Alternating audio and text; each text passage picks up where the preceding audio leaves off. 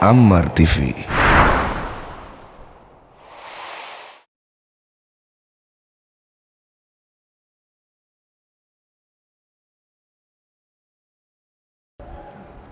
Alhamdulillahilladzi hadana lihadza wa ma kunna linahtadiya laula an hadana Allah. Wa ashhadu an la ilaha illallah wahdahu la syarikalah wa ashhadu anna Muhammadan abduhu wa rasuluh. Allahumma salli wa sallim wa barik ala abdika wa rasulika wa habibika wa mustafaka Muhammad sallallahu alaihi wasallam wa ala alihi wa ashabihi wa man istanna bi sunnatihi wa ihtada bi hadyihi ila yaumiddin. Allahumma allimna ma yanfa'una wanfa'na bima 'allamtana wa zidna ilma. Thumma amma ba'du. Yang kami hormati segenap keluarga besar Bapak Ramli Mustafa, semoga Allah senantiasa menjaga beliau, sekeluarga, dan melimpahkan keberkahan kepada semua. Yang kami hormati pula segenap pengurus dan pengelola Masjid Ramli Mustafa, para aparat keamanan, dan segenap asatidzah serta hadirin dan hadirat sekalian rahimakumullah. Assalamualaikum warahmatullahi wabarakatuh. Alhamdulillah, kita bersyukur kepada Allah Subhanahu wa taala sampai saat ini kondisi, keadaan kita semua baik-baik saja. Bapak-bapak, apa kabar ini? Baik? Sehat? Bagaimana hubungan kita dengan Allah? Baik, insya Allah. Semoga Allah Subhanahu wa ta'ala menjadikan kita setiap waktu semakin bertambah dekat kepada Allah Subhanahu wa ta'ala. Hadirin yang dimuliakan Allah, menjadi sebuah kebahagiaan tersendiri bagi kita sebagai umat Islam, karena Islam adalah agama yang selaras dengan fitrah manusia. Islam adalah agama yang sangat relevan dengan kondisi di setiap masa. Allah jadikan setiap manusia memiliki fitrah senang, damai, dan tentram bersama Islam.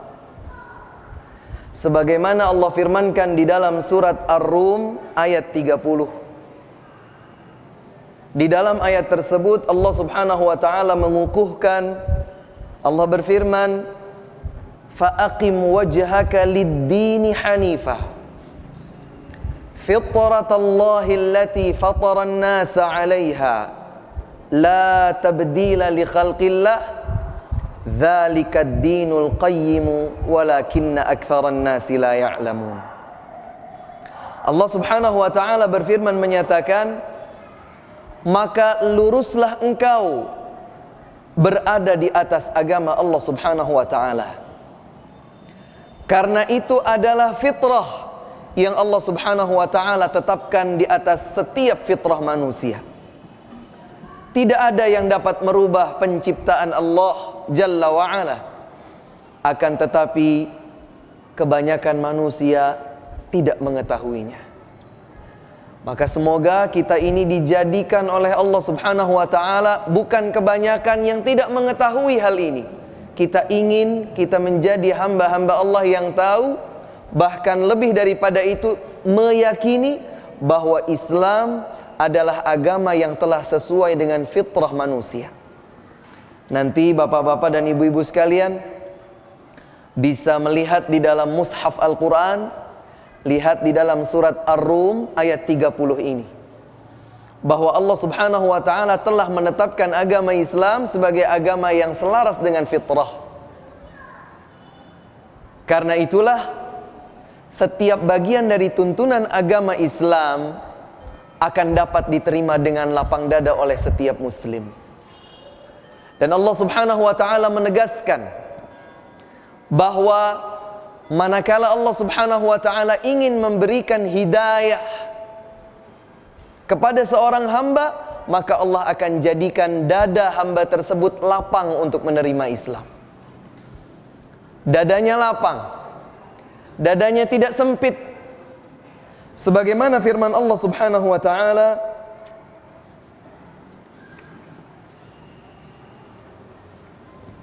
Allah Subhanahu wa taala berfirman menyatakan, "Faman yuridillahu yashrah sadrahu lil Islam, wa man yurid an yudhillahu yaj'al sadrahu dayyiqan harajan ka'annama yas'adu fis sama." Di dalam surat Al-An'am ayat 125, silahkan bisa dicatat bagi yang ingin mencatat. Dalam surat Al-An'am, surat yang ke-6 ayat 125, Allah Subhanahu wa taala menyatakan, "Faman yuridillahu an yahdiyahu yashrah sadrahu lil Islam."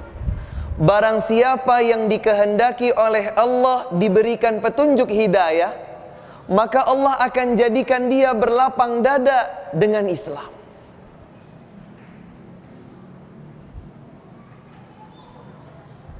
Dan sebaliknya, barang siapa yang dikehendaki oleh Allah untuk tidak mendapatkan hidayah, Allah ingin simpangkan jalan hamba tersebut, maka Allah akan jadikan dia merasa berat, berdada sempit. Seperti apa berat dan sempitnya? Seperti saat ia dihempaskan ke atas. Kalau kita itu dilempar ke atas, atau saat landing misalnya ya, naik pesawat, kemudian tiba-tiba dengan kecepatan yang cukup tinggi, kita terhempas ke atas, maka seakan-akan ada yang terasa sempit di dada. Allah Subhanahu wa taala mendekatkan analogi tersebut bagi kita. Barang siapa yang dikehendaki oleh Allah diberikan hidayah petunjuk, maka Allah akan jadikan dadanya lapang menerima Islam. Sebaliknya, barang siapa yang dikehendaki untuk tersimpang jalan, maka Allah Subhanahu wa taala akan jadikan dadanya itu sempit dan berat untuk menerima Islam. Na'udzubillah. Oleh karena itu hadirin sekalian rahimakumullah, ini adalah sebuah kenikmatan yang besar. Tatkala Allah Subhanahu wa taala menjadikan kita sebagai kaum muslimin, kaum muslimat. Dan Islam diambil dari kata istislam yang artinya berserah diri. Berserah diri itu artinya saya tunduk, saya patuh, saya benar-benar berserah diri hanya kepada Allah Subhanahu wa taala. Apa yang Allah perintahkan, itulah yang saya kerjakan. Apa yang Allah larang, maka itulah yang saya tinggalkan. Siapa yang ditunjuk oleh Allah menjadi nabi, penuntun dan pembimbing, itulah yang saya ikuti. Apa yang telah Allah turunkan sebagai kitab suci, itu pula yang akan saya kerjakan. Berserah diri sepenuhnya kepada Allah Subhanahu wa taala. Dan yang akan menjadi konsentrasi kita pada kesempatan pagi sampai jelang siang hari nanti adalah tentang hak-hak setiap muslim. Ya, hadirin sekalian, kalau kita benar-benar mencermati, mempelajari dengan seksama yang telah ditetapkan oleh Islam bagi setiap hamba muslim, maka kita akan melihat keindahan di balik itu semua. Indah rasanya, benar-benar membuat lapang dada kita masing-masing, dan akan menjadikan kita semakin cinta kepada Allah, cinta kepada Nabi Muhammad SAW, dan cinta kepada Islam. Sesungguhnya kalau kita ingin satu demi satu melihat apa sajakah yang menjadi tuntunan Islam dalam hal hak-hak seorang muslim, maka kajiannya akan sangat panjang. Saya akan jadikan sebagai 5 bagian pokok hak seorang muslim atau muslimah. Ada 5 aspek. Yang pertama, seorang muslim dan muslimah itu berhak untuk mendapatkan kebebasan beribadah kepada Allah Subhanahu wa ta'ala. Hadirin sekalian, sebagai seorang muslim, dimanapun dia berada, dia berhak untuk mendapatkan kebebasan beribadah kepada Allah Subhanahu wa ta'ala. Karenanya, mengapa seorang muslim yang berada di sebuah tempat dia tidak mendapatkan kebebasan beribadah kepada Allah, maka sangat dianjurkan bahkan sampai pada tahapan hukum wajib untuk berhijrah dalam rangka mendapatkan kebebasan, ketenangan, kedamaian untuk beribadah kepada Allah Subhanahu wa ta'ala. Maka hak terbesar seorang muslim nomor 1 yang menjadi konsentrasi kita saat ini adalah seorang muslim atau muslimah berhak untuk mendapatkan kebebasan beribadah, mendekatkan dirinya kepada Allah Subhanahu wa ta'ala, terutama di masjid-masjid. Karena sejatinya masjid itu adalah sumber, pusat, induk perkembangan, pendidikan, pembimbingan segenap lapisan kaum muslimin. Nabi SAW saat berhijrah dari Makkah ke Madinah, apa yang pertama beliau lakukan di kampung Quba? Apa yang beliau lakukan? Mendirikan masjid. Setelah beliau meninggalkan kampung Quba menuju kampung kota Madinah Munawwarah saat itu, apa yang beliau lakukan? Membangun masjid. Mengapa masjid dibangun? Karena ternyata masjid itu bukan hanya sekedar tempat untuk salat, tetapi masjid menjadi induk media pendidikan, edukasi, pembimbingan.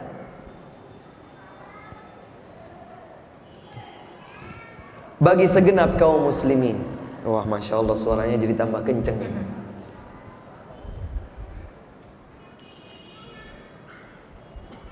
Maka hak pertama seorang muslim atau setiap muslim dan muslimah adalah dia berhak untuk mendapatkan kebebasan beribadah kepada Allah Subhanahu wa ta'ala sesuai dengan tuntunan Nabi Muhammad sallallahu alaihi wasallam.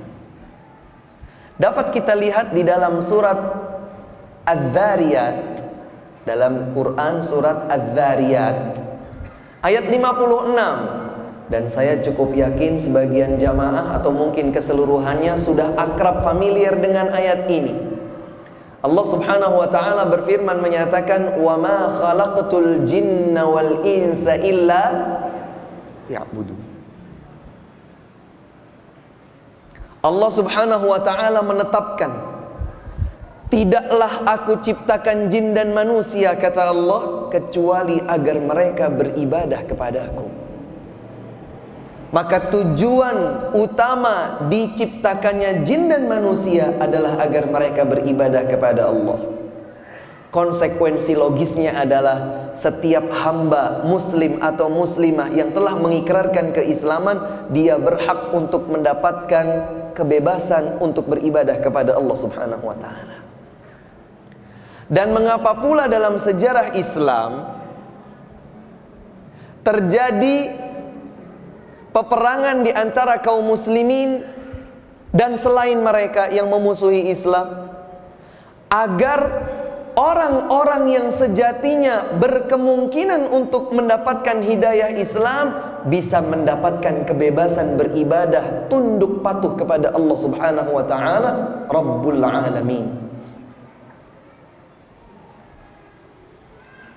Oleh karena itu hadirin sekalian, dimanapun kita dapatkan komunitas kaum muslimin, kita dapatkan masjid, hendaklah yang menjadi semangat kita itu adalah semakin menguatkan barisan kaum muslimin beribadah kepada Allah Subhanahu wa ta'ala, mengesahkan Allah Subhanahu wa ta'ala dalam ibadah. tidak menyekutukan Allah Subhanahu wa taala dalam bentuk ibadah apapun. Kalau hak ini diganggu oleh orang lain, dihambat, dihalangi oleh pihak lain, maka seorang muslim berdasarkan ayat 56 dalam surat Az-Zariyat ini, ia berhak untuk mendapatkan haknya. Dia berhak untuk mendapatkan kebebasannya. Karenanya tadi kami sebutkan bahwa salah satu hikmah adanya tuntunan syariat berhijrah, ketika seorang hamba muslim atau muslimah berada di sebuah tempat, di tempat tersebut ia tidak mendapatkan kebebasan dirinya untuk beribadah kepada Allah Subhanahu wa taala, untuk mengagungkan syiar-syiar agama Allah Subhanahu wa taala, Islam, maka dia sangat dianjurkan, bahkan pada tatanan wajib, untuk berhijrah dalam rangka menyelamatkan hak kebebasannya untuk beribadah kepada Allah Subhanahu wa taala. Ini hak yang mutlak, tidak bisa diganggu-gugat. Oleh karena itu, sepanjang yang kami tahu, kalau nanti saya keliru silahkan dikoreksi, bahwa setiap muslim sebagai warga negara ini, dia berhak untuk menjalankan agama yang diyakininya. Apakah itu dilakukan secara individu ataukah dilakukan secara bersama-sama dengan sesama umat agama tersebut. Nah, kita sebagai kaum muslimin, hendaknya kita berbahagia, alhamdulillah. Di Indonesia kita mendapatkan kebebasan untuk beribadah kepada Allah Subhanahu wa taala. Alhamdulillah. Alhamdulillah. Bersyukurlah kepada Allah Subhanahu wa taala dengan memanfaatkan kesempatan dan peluang ini sebaik-baiknya. Ketika kita tidak dipersulit untuk salat berjamaah 5 waktu, kita tidak dipersulit untuk, nah ini seperti sekarang ini, berada di rumah Allah dalam rangka mengkaji ayat-ayat Allah, mempelajari hadis-hadis Rasulullah sallallahu alaihi wasallam. Alhamdulillah. Bahkan kita dapatkan para aparat pemerintah, Masya Allah, mendukung, bahkan membantu agar prosesinya berjalan tetap aman dan nyaman. Masya Allah, kita bersyukur kepada Allah, kita berterima kasih kepada mereka. Karena alhamdulillah kita mendapatkan kebebasan untuk belajar ilmu agama di masjid-masjid Allah, hadir di tengah-tengah majlis ilmu. Ini adalah kebebasan beragama kepada Allah Subhanahu wa ta'ala. Ini hak yang pertama. Hak yang kedua,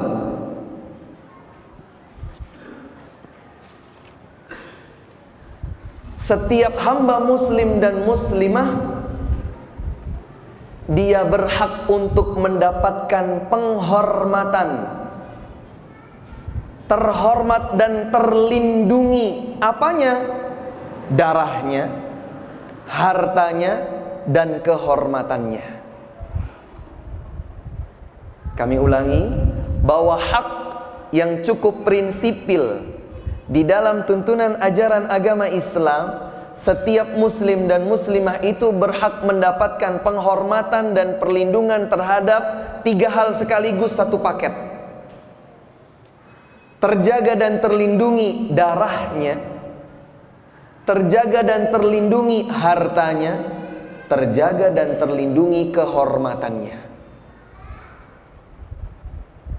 Tidak boleh bagi siapapun untuk menistakan atau mencabik-cabik hak 3 hal ini. Darahnya, hartanya, kehormatannya. Hadirin yang dimuliakan Allah, dalam sebuah kesempatan bersejarah pada perjalanan hidup Nabi Muhammad Rasulullah sallallahu alaihi wasallam, tepatnya pada peristiwa haji wada', haji perpisahan. Pada momentum itulah untuk yang pertama kali dan terakhir kalinya Nabi Muhammad sallallahu alaihi wasallam berhaji bersama para sahabatnya. perjalanan yang syarat edukasi, pendidikan, baik bagi para sahabat atau bagi kita semua sebagai umat Nabi Muhammad sallallahu alaihi wasallam. Dan pada peristiwa haji perpisahan tersebut ada beberapa ayat diturunkan. Ada beberapa hadis dan wasiat dari Nabi Muhammad sallallahu alaihi wasallam disampaikan. Di antaranya adalah, nah ini yang berkaitan dengan pembahasan kita.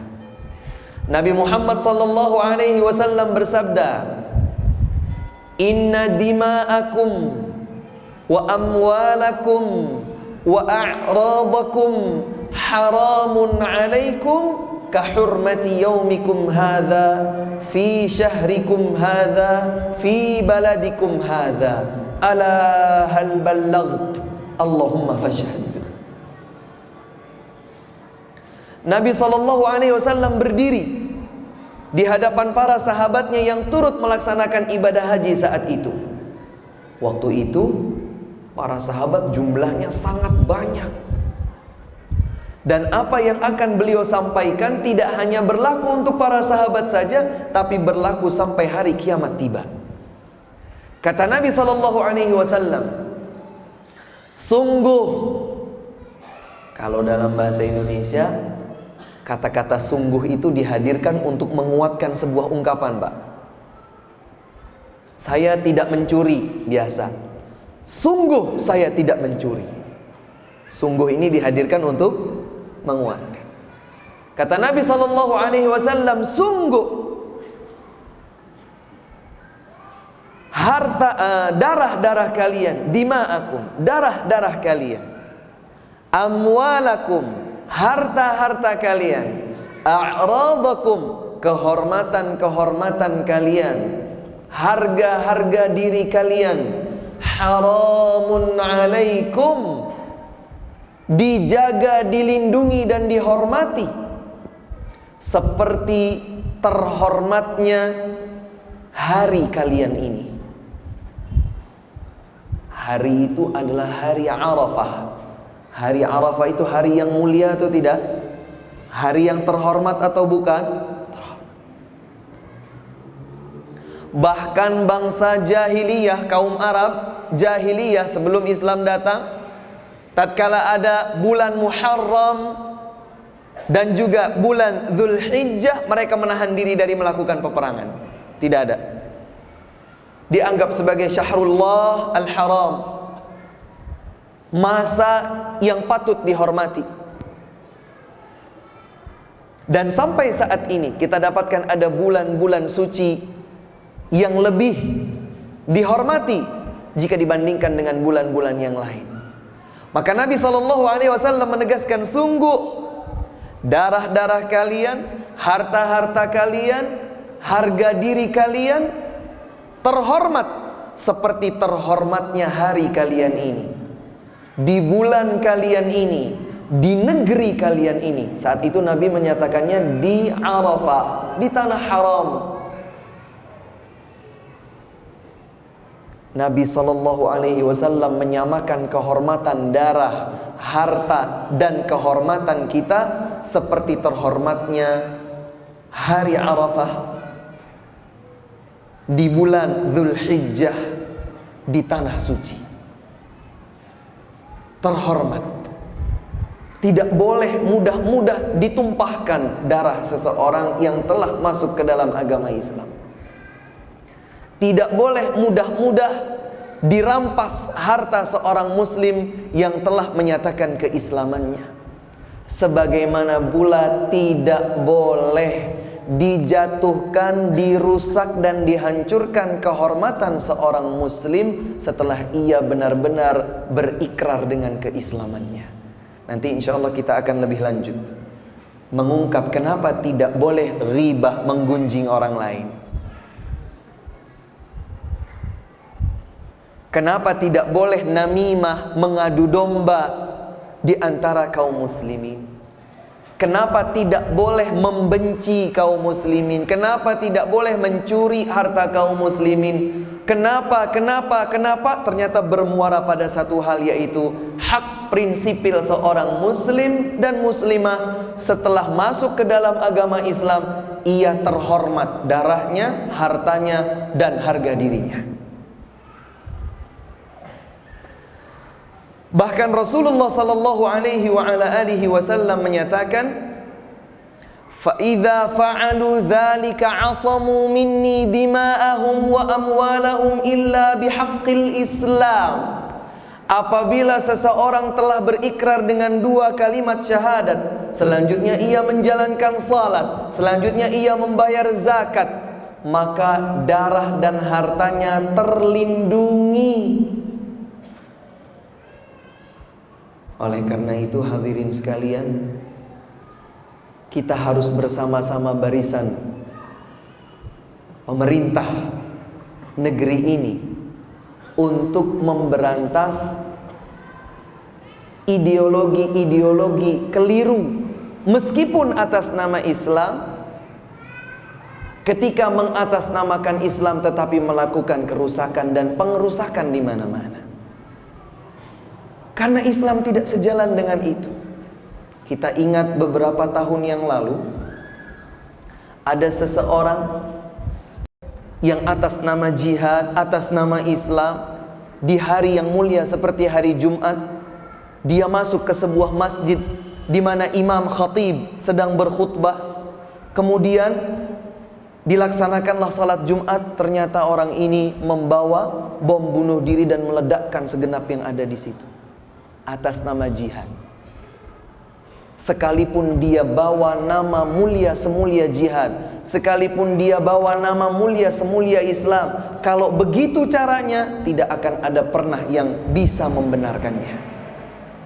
Kaum muslimin itu terhormat, terlindungi darahnya, hartanya, harga diri, tidak boleh ditumpahkan, tidak boleh diganggu gugat. Makanya Bapak dan Ibu sekalian, hadirin yang dimuliakan Allah, nanti juga akan kita coba bahas lebih panjang ketika berinteraksi dengan masyarakat sosial.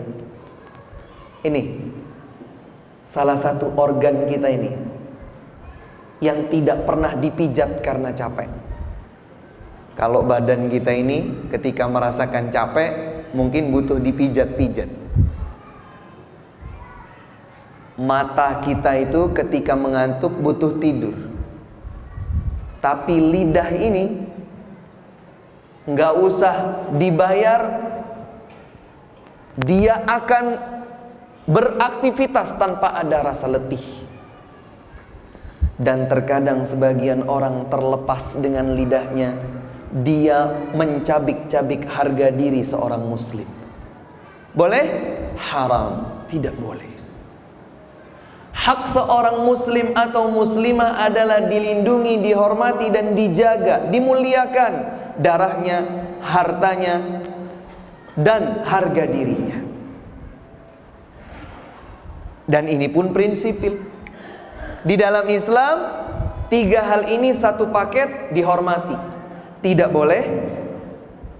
boleh diabaikan, apalagi sampai dihancurkan, wal'iyadzubillah. Di dalam sebuah hadis qudsi, hadis qudsi ini juga disebutkan oleh Al-Imam An-Nawawi dalam kitab Al-Arba'in An-Nawawiyah. Hadisnya sahih, diriwayatkan oleh Imam Muslim dari sahabat mulia Abu Dzar Al-Ghifari radhiyallahu taala anhu. Hadis qudsi ini relatif panjang jika dibandingkan dengan hadis-hadis nabawi yang lain. Dalam hadis qudsi itu, coba kita perhatikan nih hadisnya. Nabi SAW bersabda, Allah subhanahu wa ta'ala telah berfirman. Nah ini hadis qudsi. Ciri-cirinya hadis qudsi itu, Nabi bersabda, kemudian sabda beliau isinya adalah firman Allah subhanahu wa ta'ala.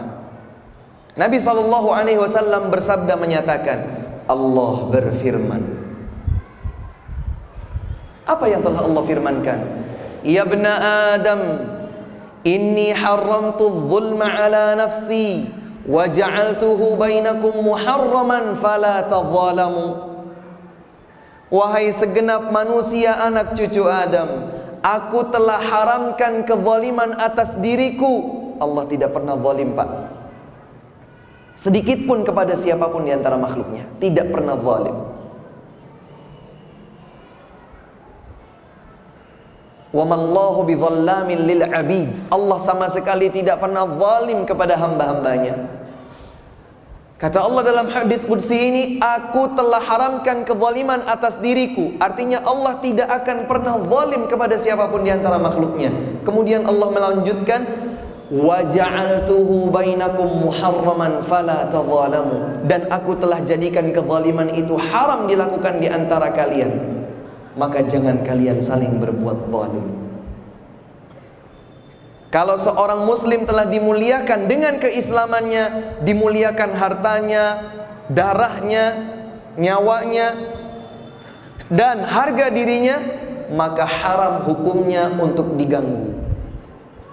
Haram hukumnya untuk ditindas, disakiti, dan demikian seterusnya. Dengan demikian sudah dua ini. Yang pertama, hak prinsipil seorang muslim adalah apa tadi? Mendapatkan kebebasan untuk beribadah kepada Allah Subhanahu wa taala. Yang kedua, hak untuk dilindungi, dihormati darahnya, hartanya, dan harga dirinya. Ini yang kedua. Yang ketiga, hadirin sekalian, adalah hak persaudaraan di antara sesama kaum muslimin. Persaudaraan Islam. Bayangkan ini Bapak dan Ibu sekalian, kita semua sedang berkumpul, semua adalah kaum muslimin, alhamdulillah. Tiba-tiba seandainya tiba-tiba datang seseorang dari luar arah masjid, masuk ke dalam masjid, dan dia berkata, aku ingin masuk Islam. Aku ingin masuk Islam. Belum. Saat itu statusnya belum satu persaudaraan dengan kita dalam agama ini, belum. Tapi begitu kemudian dia mengikrarkan dua kalimat syahadat, asyhadu an la ilaha illallah wa asyhadu anna muhammadar rasulullah, saat itu dia telah masuk menjadi bagian dari kita sebagai persaudaraan kaum muslimin. Maka hak yang ketiga sebagai setiap muslim atau muslimah adalah dia mendapatkan hak persaudaraan bersama segenap kaum muslimin dimanapun dia berada. Bahkan Allah Subhanahu wa ta'ala yang telah mengukuhkan persaudaraan di antara kaum muslimin, kaum mukminin, di dalam Al-Quran surat Al-Hujurat. Bapak dan Ibu yang mencatat boleh menulisnya. Dalam surat Al-Hujurat ayat 10, ayat yang ke-10,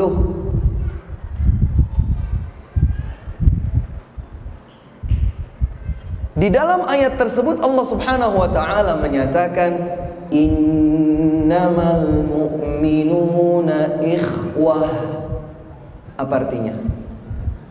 Sesungguhnya kaum mukminin bersaudara. Mohon maaf ya Pak, saya belum kenal satu persatu secara individu bersama yang hadir di sini.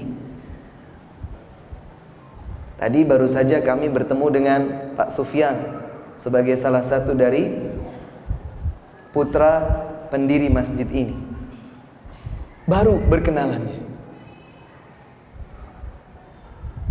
dengan Bapak dari Koramil, baru berkenalan. Tapi secara individu dengan yang hadir di sini saya belum berkenalan. Tapi saya yakin 100%, tak sebutir debu pun keraguan pada diri saya, saat ini saya berada di tengah-tengah saudara saya kaum mukminin. Kenapa demikian? Karena Allah Subhanahu wa ta'ala yang telah mengukuhkan persaudaraan iman di antara kita. Kita mungkin memang bukan saudara sedarah, bukan juga sekabilah, bukan juga satu daerah barangkali, asing. Tapi Allah Subhanahu wa ta'ala telah menetapkan persaudaraan di antara kita dengan iman di atas iman. Innamal mu'minun, sesungguhnya segenap kaum mukminin ikhwah, bersaudara. Ada yang kira-kira mau menawar ketetapan Allah ini? Ustadz, oke lah mukmin, tapi yang itu mukmin tapi nggak sholat. Nggak sholat itu Anda memperhatikan setiap hari 24 jam, atau Anda tidak tahu saat dia sholat? Oh iya Pak Ustadz, saya memang nggak lihat. Ya sudah, kalau gitu jangan menuduh. Selama dia telah mengikrarkan keislamannya, keimanannya, Anda telah ditetapkan bersaudara bersamanya oleh Allah dalam surat Al-Hujurat ayat 10.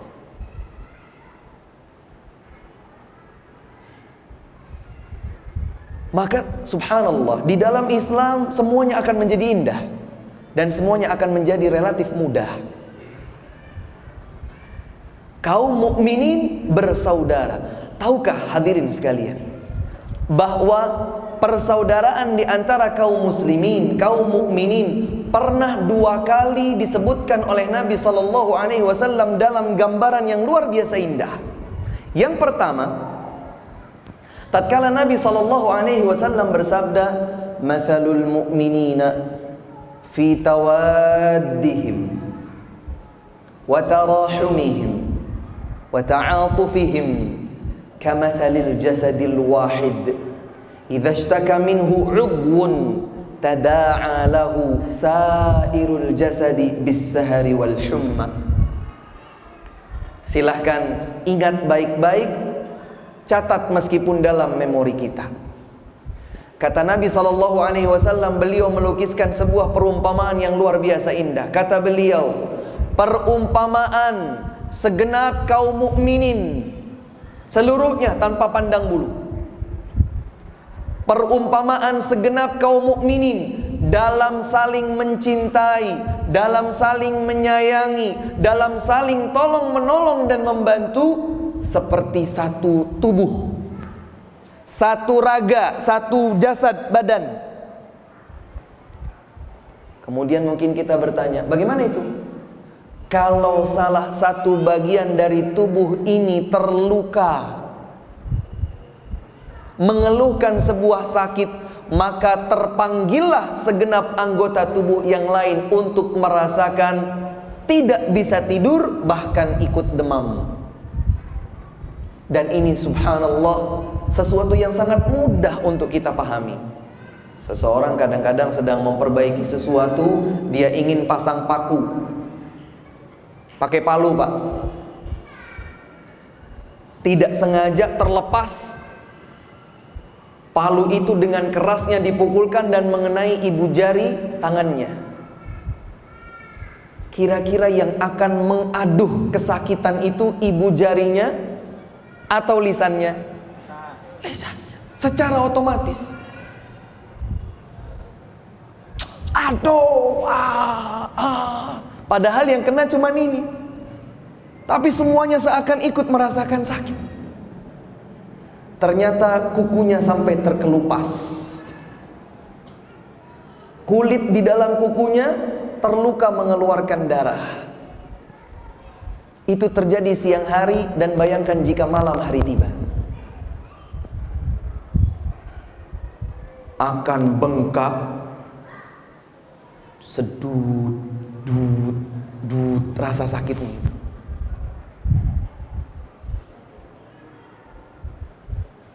Dia pergi ke dokter, dikasih pil penahan rasa nyeri sakit. Kira-kira yang minum pilnya itu ibu jari atau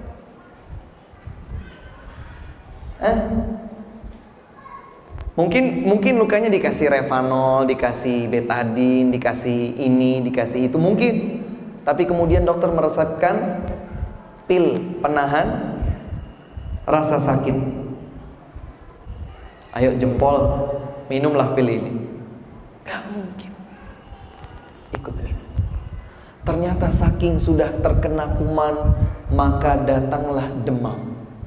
Yang demam cuman ibu jarinya, panas, dingin, dikasih termometer di sini, atau seluruh sekujur tubuhnya. Sekujur tubuh. Bahkan yang harus dipasangi termometer di bagian lipatan ketiaknya, di lehernya mungkin, atau di dalam lidahnya. Sampai-sampai dia tidak bisa tidur, resah kanan, kiri, merasa sakit semua badannya, demam. Subhanallah, padahal yang terluka adalah ibu jari. Analogi yang sangat logis bisa dipahami dengan mudah oleh siapapun di antara kaum mukminin. Kalau Anda ingin tahu bagaimana semestinya persaudaraan kaum mukminin, satu saja dari mereka tersakiti, maka semua ikut merasa tersakiti. Satu saja mengalami musibah, maka semua terpanggil untuk meringankan musibah tersebut. Dan begitu seterusnya. Diajak kita itu untuk berempati benar-benar terhadap segenap saudara kita kaum mukminin. Ini perumpamaan yang pertama, Pak. Ada perumpamaan yang kedua. Ada perumpamaan yang kedua.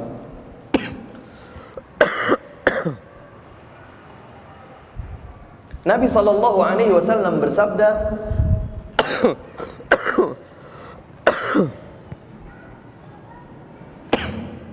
Bismillah.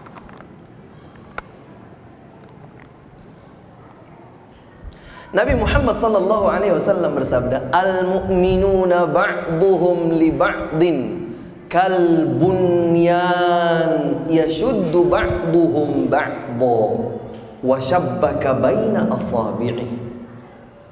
Kata Nabi SAW, kaum mukminin sebagian mereka dengan sebagian yang lain seperti bangunan yang kokoh.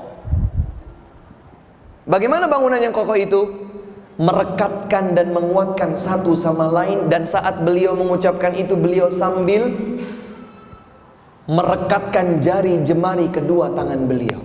Subhanallah. Maka mestinya seperti ini memang. Begini, Pak. Sampai-sampai tidak perlu terlihat celah. Beda kalau begini. Direkatkan.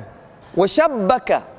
Kata perawi hadis, direkatkan jari jemari kedua tangan beliau untuk menggambarkan mestinya begini nih kaum mukminin, persaudaraan mereka ini seperti ini. Subhanallah. Hak seorang muslim atau setiap muslim dan muslimah dari saudara-saudaranya kaum mukminin yang lain mendapatkan persaudaraan yang utuh, mendapatkan persaudaraan yang tulus.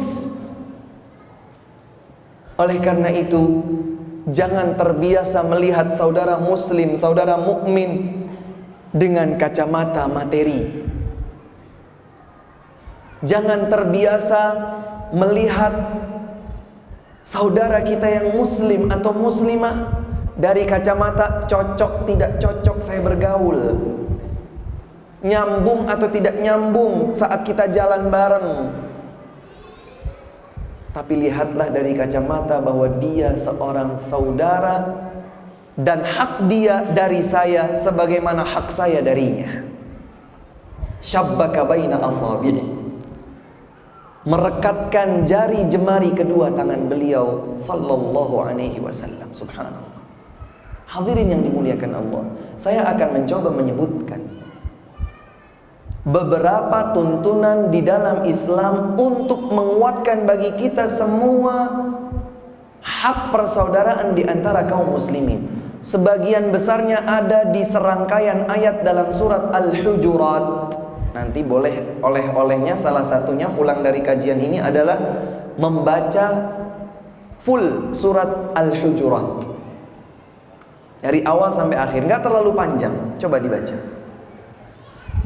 Di dalam surat tersebut banyak sekali tuntunan-tuntunan agar kita berakhlak mulia, menciptakan persaudaraan yang sehat, persaudaraan yang stabil, persaudaraan yang kokoh di antara kaum mukminin. Saya sebutkan beberapa di antaranya. Yang pertama adalah kewajiban kita untuk tabayyun, meminta klarifikasi.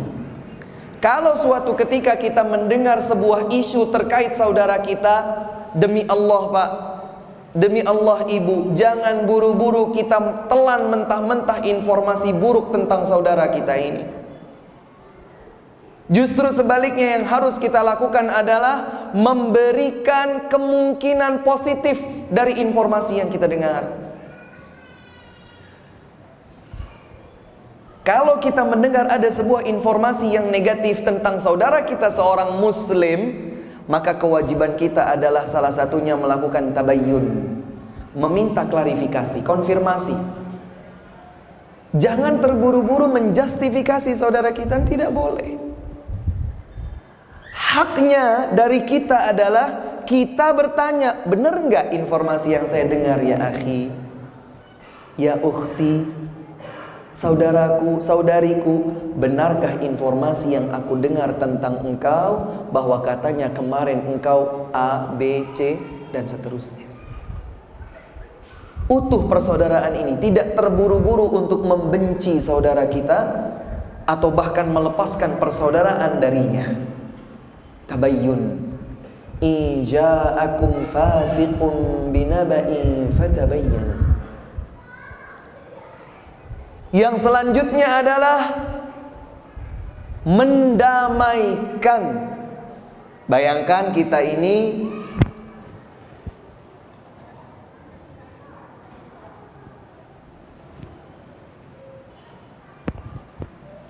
bahwa kita mengetahui bahwa saudara kita si A dan si B sedang bersengketa, sedang bertikai, ya, sedang bersengketa, sedang bertikai. Kemudian kita berniat untuk mendamaikan di antara mereka berdua. Kita berniat untuk mendamaikan di antara mereka berdua. Bagus.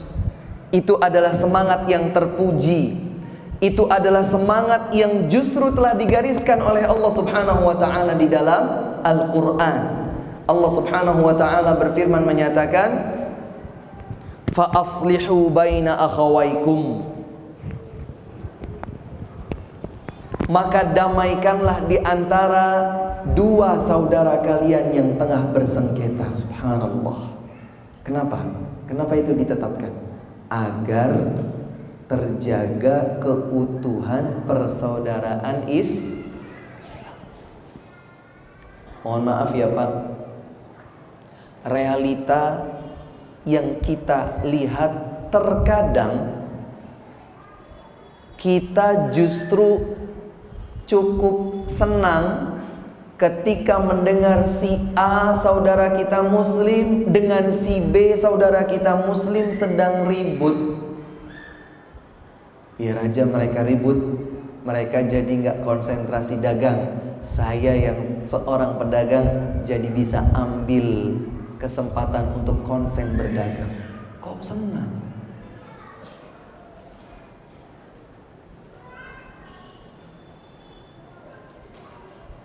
Atau bahkan kita jadikan itu sebagai kartu as, simpan.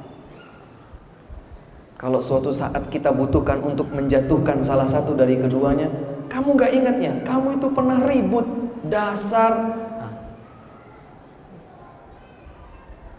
Realita ini terkadang kita dapatkan, dan semoga Allah Subhanahu wa ta'ala menyelamatkan diri kita masing-masing dari sifat tercela semacam itu. Tidak boleh. Semangat kita mestinya saat kita melihat ada dua saudara kita muslim yang sedang bertikai, semangat kita adalah semangat untuk mendamaikan. Fa aslihu baina akhawaykum.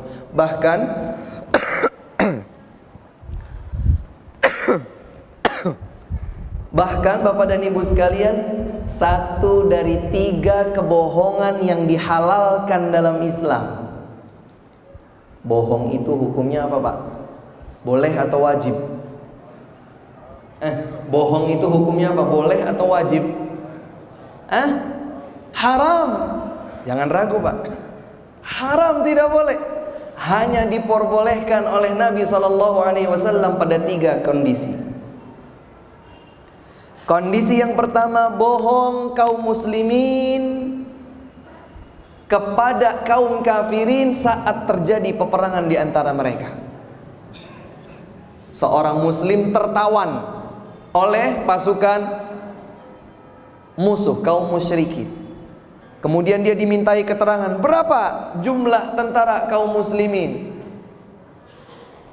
Maka muslim ini untuk membuat musuhnya gentar, padahal pasukannya hanya berjumlah 1000. Dia bilang 1.000.000 pasukan. Wah, bohong. Boleh? Boleh dalam kondisi semacam itu. Yang pertama.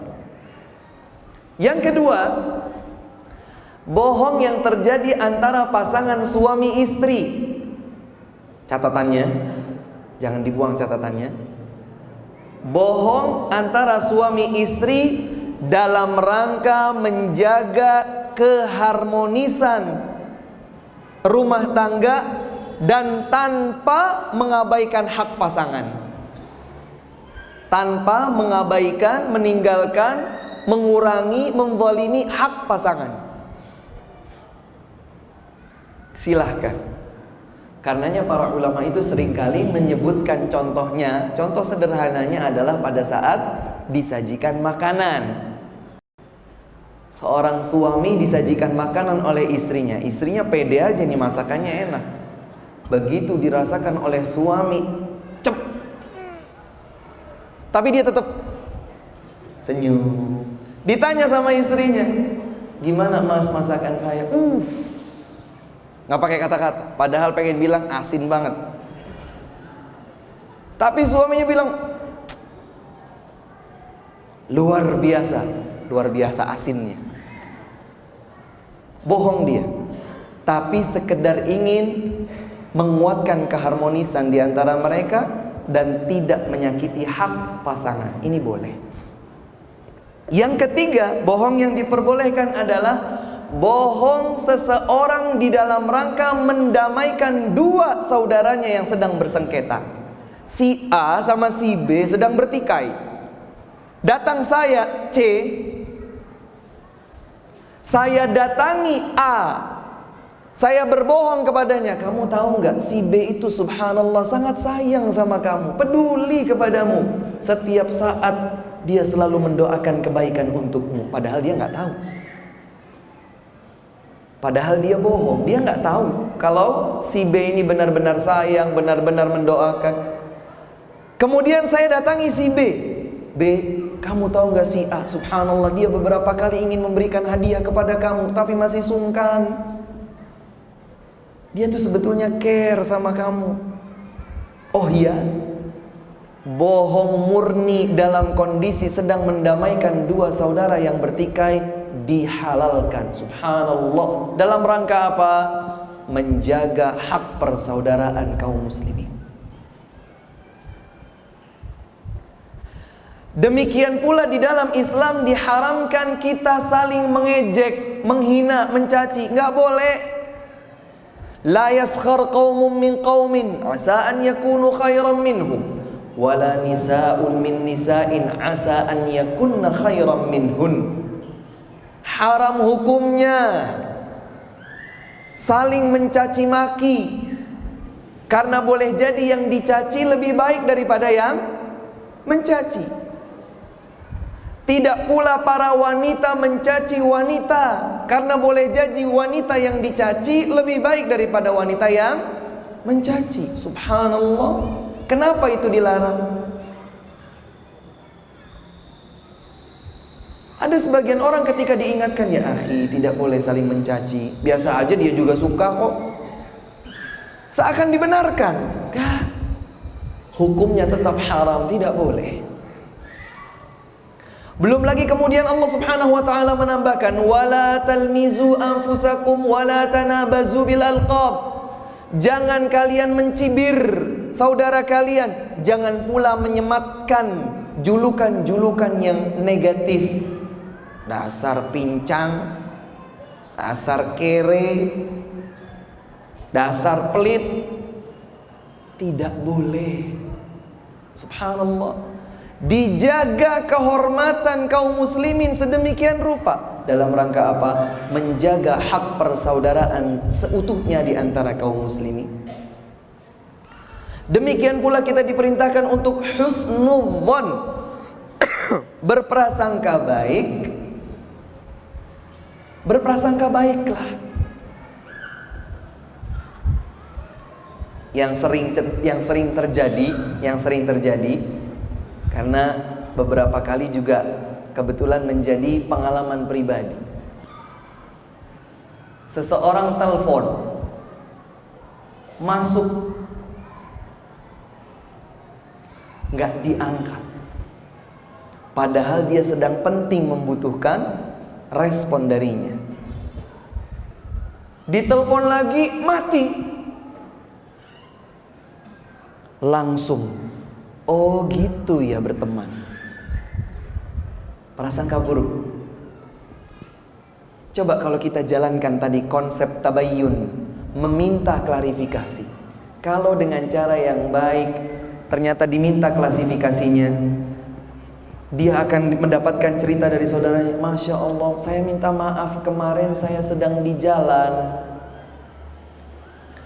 kebetulan pas kamu telepon yang pertama, saya lagi di pom bensin pipis.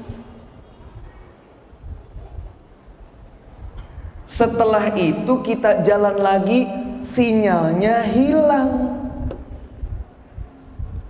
Kalau kita berbesar hati dengan husnudzon, maka tidak akan ada sedikit pun kekesalan, apalagi kebencian kepada saudara kita. Oh, ternyata saudara saya bukan sengaja tidak respon panggilan telepon saya. Ya. Begitu pula dengan chat, dengan berbagai medianya. Chat saya masuk kok, ada centang 2. Kok nggak dibaca-baca ya? Sempat emosi. Setelah terlanjur marah-marah, temennya cukup hanya sekedar foto clipboard, chat yang belum terbaca benar-benar 9.095. Ini terjadi, Pak. Chat tidak terbaca jumlahnya 9.095, dan angka itu tidak angka yang dipolitisir. Dia memfoto kok di clipboard itu. Oh, berarti ya memang dia terlalu sibuk belum baca chat saya. Iya. Jangan buru-buru menilai negatif. Jangan buru-buru berprasangka buruk. Ini tidak boleh. Tidak mencari-cari kesalahan atau aib dan kekurangan. Ini kebiasaan buruk. Kalau kita mendengar, sampai pun kalau benar-benar terjadi sebuah informasi buruk tentang saudara kita, benar-benar itu sudah tidak lagi sebuah isu, kenyataan, maka kita tidak boleh tertarik untuk mencari-cari kesalahan lain pada saudara kita. Hukumnya haram. Fala tajassasu. Allah berfirman, jangan kalian melakukan tajassus, mengintai aib kesalahan saudara kita. Kenapa tidak boleh ghibah, menggunjing orang lain? Kenapa tidak boleh namimah, mengadu domba informasi di antara dua saudara kita kaum muslimin? Bahkan Bapak, mengapa kalau ada 3 orang dalam sebuah ruangan tertentu, haram hukumnya 2 dari 3 ini bicara bisik-bisik tanpa terdengar si ketiga? Haram. Tidak boleh. Atau 3 dalam sebuah ruangan, sebuah mobil misalnya, yang 2 ini kebetulan berasal dari daerah tertentu dan nyambung dengan bahasa daerah tertentu, sementara yang ketiga ini tidak. Tinggalkan. Kenapa Ustadz? Tidak boleh.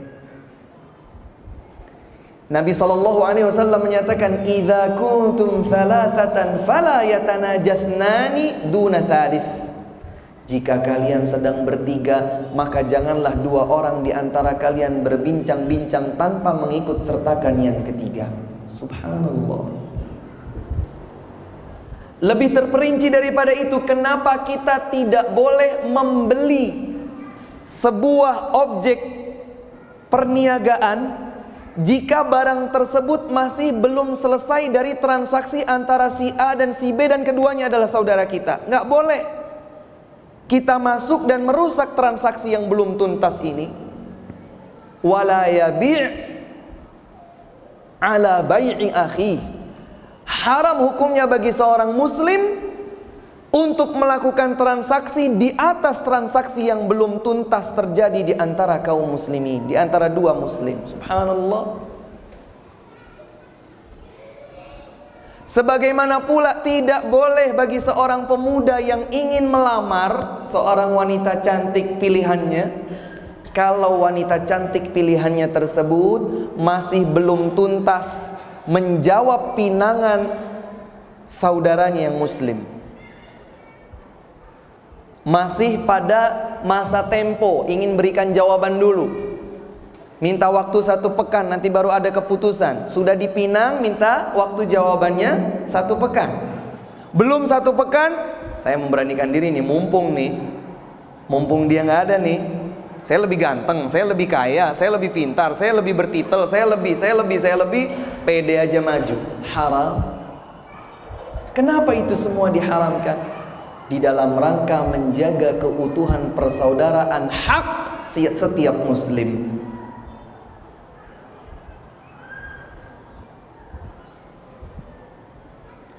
Bahkan Rasulullah SAW menggariskan, Bapak dan Ibu sekalian, laisa minna man lam yarham saghirana wa yuwaqqir kabirana.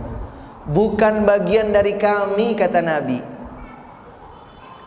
yang tidak dapat menghormati yang lebih usia dan dia tidak dapat menyayangi yang lebih muda. Balance, seimbang. Wajar kalau kemudian ada yang tua, ada yang muda dari sisi usia. Maka kata Nabi SAW, di dalam rangka menjaga keutuhan persaudaraan di antara kaum mukminin, bukan dari kami yang tidak mampu menghormati yang lebih tua dan menyayangi yang lebih muda. Subhanallah. Demikian pula Nabi SAW menggariskan, wallahi la yu'min, wallahi la yu'min, wallahi la yu'min. Demi Allah tidak beriman, demi Allah tidak beriman, demi Allah tidak beriman. Diulang berapa kali? 3 kali, Pak. Maka para sahabat langsung keheranan dan bertanya, siapa Rasul? Siapa yang engkau telah sumpahi dia tidak beriman dan 3 kali diulang? Kata Nabi SAW, man la yu'minu jaruhu bawa'iqahu. Siapa saja yang tetangga-tetangga sekitarnya tidak merasa aman dari ancaman gangguannya. Subhanallah. Subhanallah. Inilah keindahan Islam, hadirin sekalian. Jadi kalau saudara atau tetangga kita ada yang tidak merasa aman dari gangguan kita, baik dari lisan kita atau gangguan anggota tubuh kita, maka saat itu kita mengkhawatirkan masuk ke dalam sabda Nabi SAW, demi Allah tidak beriman, demi Allah tidak beriman, demi Allah tidak beriman. Inilah Islam.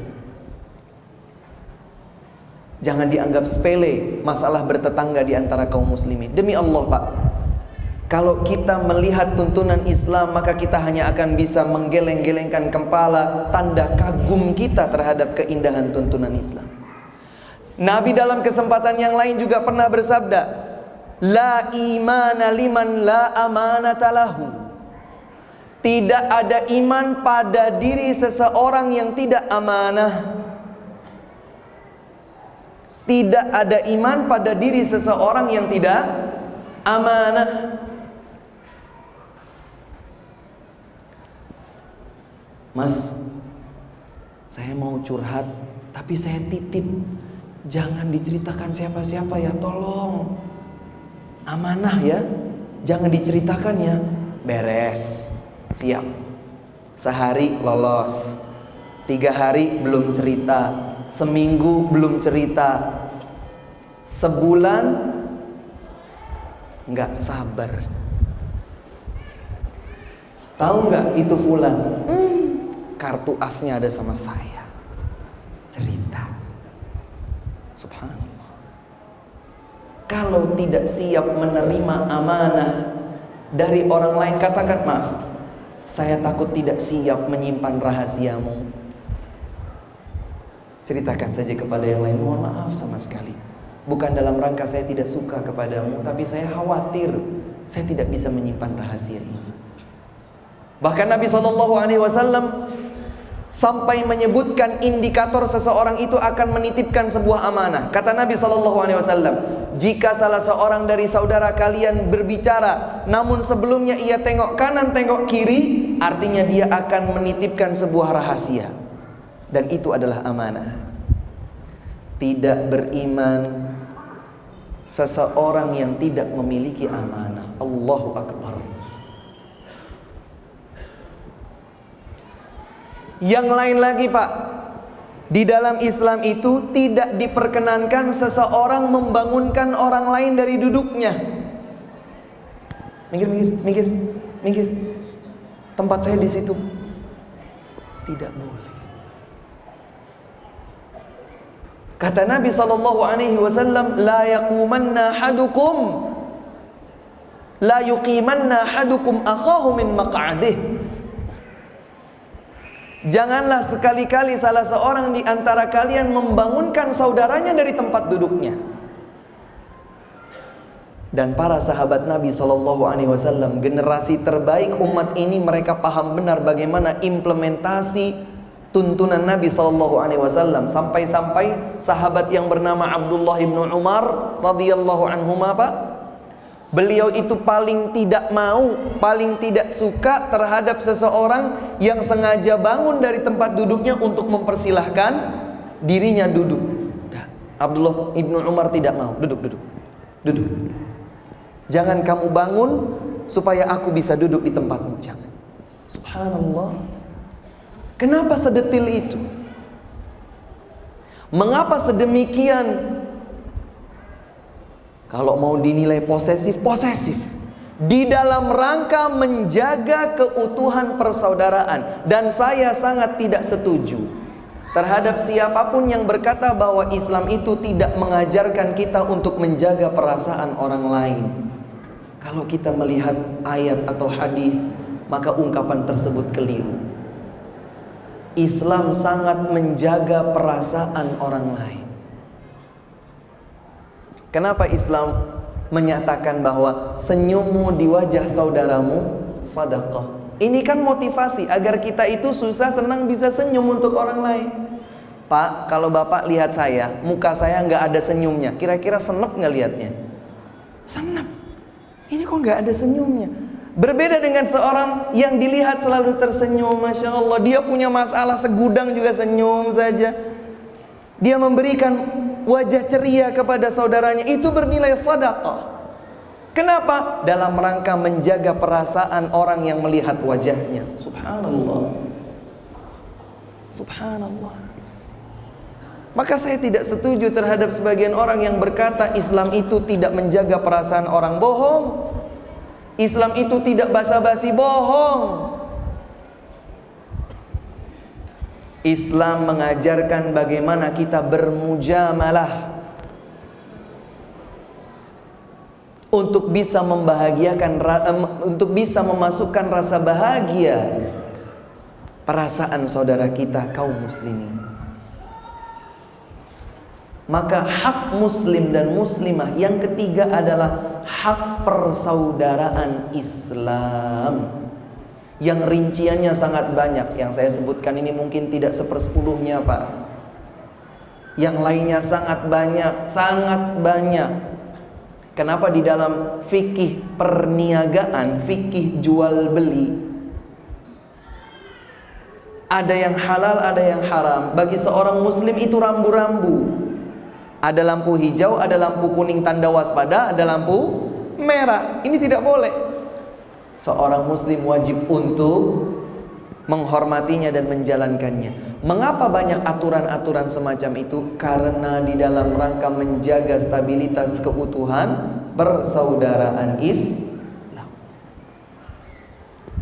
Yang pertama, hak seorang muslim adalah hak untuk mendapatkan kebebasan beribadah. Yang kedua, yang kedua apa tadi?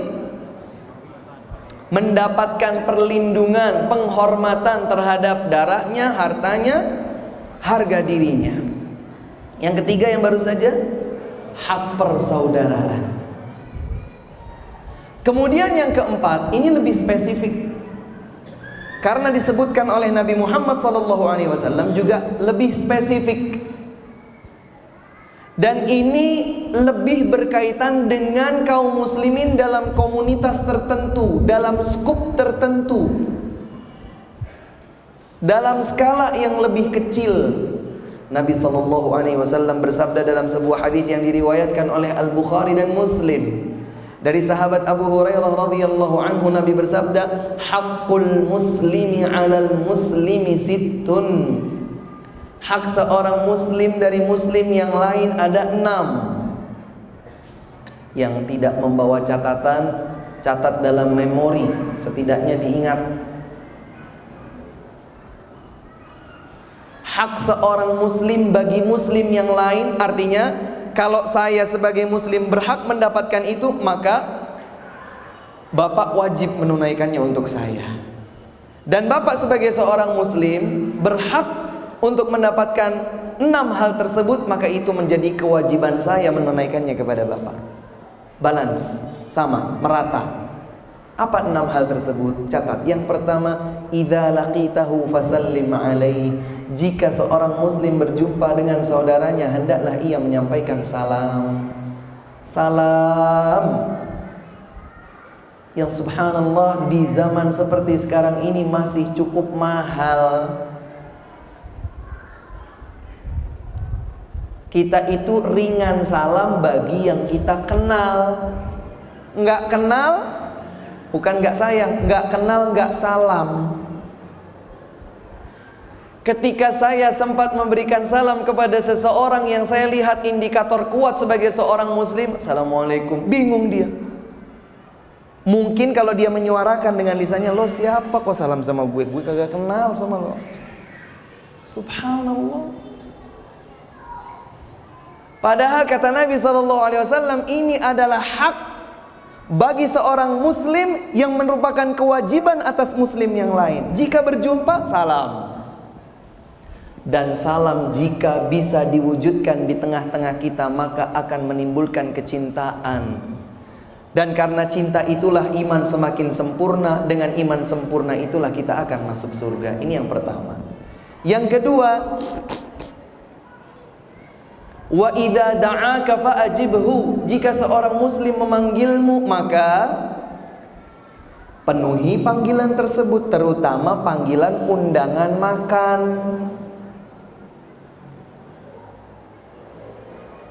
Jadi kalau bapak dipanggil, diundang, ayo pak silahkan ke rumah saya, makan malam di rumah saya. Sebisa mungkin kalau tidak ada halangan yang sangat mendesak, penuhi panggilan tersebut. Itu ada haknya. Itu adalah haknya. Kemudian yang ketiga, wa idza stansahaka fansah lahu. Jika seorang muslim meminta nasihat darimu, berikan nasihat itu kepadanya.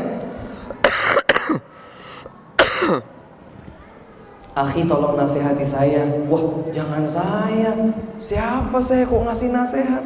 Gak boleh. Beri nasihat. Saya tapi benar-benar Ustadz mau ngomong apa Ustadz saya gak tahu. Walaupun sesederhana kita berkata, ya akhi, nasihat saya kepadamu, bertakwalah kepada Allah. Sudah. Ya akhi, perbanyak istighfar. Sudah. Ya akhi, salat 5 waktu cukup. Ya akhi, istiqamah di atas jalan Allah. setidaknya kita telah menunaikan kewajiban kita yang merupakan haknya. Dia meminta nasihat dari kita, maka kita berkewajiban untuk memberikan nasihat itu kepadanya. Yang keempat, idza 'atasa fahamidallaha fashammithu. Jika seorang muslim itu bersin, dia mengucapkan alhamdulillah, maka wajib atas kita yang mendengarnya mengucapkan yarhamukallah. Kemudian dibalas lagi oleh yang tadi bersin dan sudah mengucapkan alhamdulillah. Kan kita doakan yarhamukallah, semoga Allah merahmatimu. Maka dia membalas doa tersebut, yahdikumullahu wa yuslihu balakum. Semoga Allah memberikan hidayah untukmu dan memperbaiki segenap amalmu. Masya Allah, gara-gara bersin ada saling doa. Kecuali kalau yang bersin diam saja, ya nggak apa-apa, diam saja kita juga. Kok nggak ada alhamdulillahnya?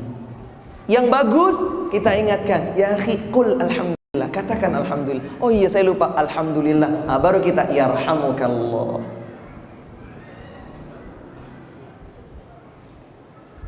Ini yang keempat. Yang kelima, idza maridha fa'udhu. Jika saudara kita itu sakit, maka jenguklah. Jenguk. Yang dituntun di dalam syariat agama Islam adalah menjenguk, bukan kirim SMS.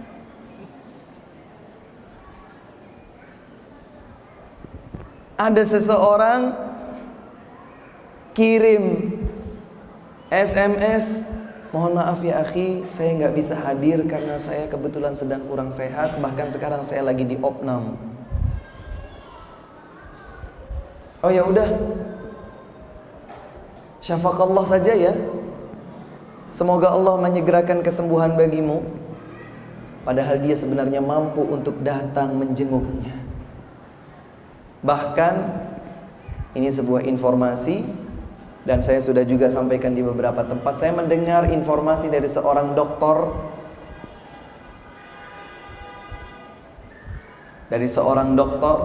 dia muslim, dan dia alhamdulillah rajin di dalam menuntut ilmu dan memuliakan ayat-ayat Allah, memuliakan hadis-hadis Rasulullah sallallahu alaihi wasallam. Beliau menyampaikan sebuah informasi kepada saya bahwa beliau pernah mengetahui sebuah jurnal internasional, seperti hasil sebuah penelitian atau sebuah studi kasus menjadi sebuah jurnal yang diakui di meja internasional. Namun penulisnya ternyata seorang Yahudi, seseorang yang beragama Yahudi. Dalam jurnalnya itu dia berkesimpulan bahwa ketika seseorang ingin mendapatkan kesehatan mental, maka salah satu indikator keberhasilannya adalah manakala dia bisa mengunjungi orang sakit atau berkunjung ke makam kuburan.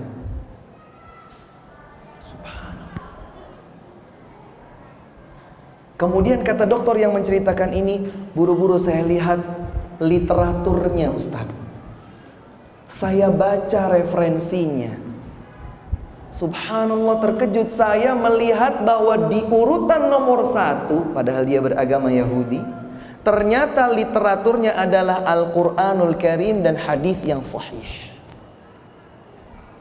Pertanyaannya adalah, sebetulnya siapa yang telah lalai, siapa yang telah mengabaikan tuntunan Rasulullah sallallahu alaihi wasallam menjenguk saudara yang sakit dan menghantar jenazah saudara kita yang telah meninggal? Kalau seseorang Yahudi saja sampai bisa menyimpulkan bahwa orang yang mengunjungi saudaranya yang sakit dan mengantar jenazah atau mengunjungi berziarah kubur, maka itu indikator kuat mentalnya sehat. Masya Allah. Padahal dalam Islam justru dijadikan sebagai sebuah hak yang wajib untuk ditunaikan oleh saudara muslim. Kalau sakit, kunjungi, bukan dikirim SMS. Jenguk dia. Dan apabila saudara kita meninggal dunia, ini hak yang keenam. Hak yang keenam, jika saudara kita meninggal dunia, fatba'hu, maka iringi jenazahnya. Masya Allah, Masya Allah, iringi jenazahnya. Bukan sekedar juga kirim SMS, innalillahi wa inna ilaihi raji'un, innalillahi ma akhadha wa lahu ma a'ta, kullu syai'in 'indahu bi ajalin musamma faltasbir wal tahtasib, ahsanallahu azaakum wa a'zama ujurakum wa ghafara limayyitikum. Selesai, tuntas. Usahakan kalau tidak ada halangan yang mendesak, iringi jenazahnya. Selain kita mendapatkan janji pahala berupa qirat, qirat adalah pahala yang diungkapkan sebesar gunung Uhud. Bagi yang sudah haji atau umrah akan tahu bahwa di kota Madinah ada gunung memanjang bernama Uhud. Seseorang yang bisa menyolati jenazah muslim atau muslimah, qirat, tumpukan pahala sebesar Uhud. Dan apabila ia bisa mengiringi jenazahnya, dapat qirat yang kedua.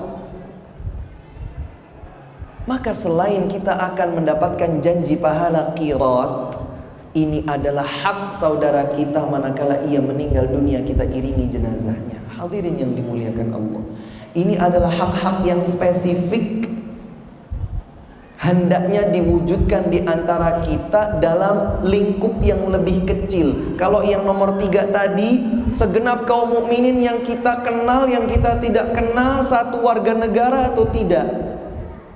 Tapi ini lebih spesifik, dalam tatanan masyarakat di jumlah yang lebih sedikit, satu RW, satu RT.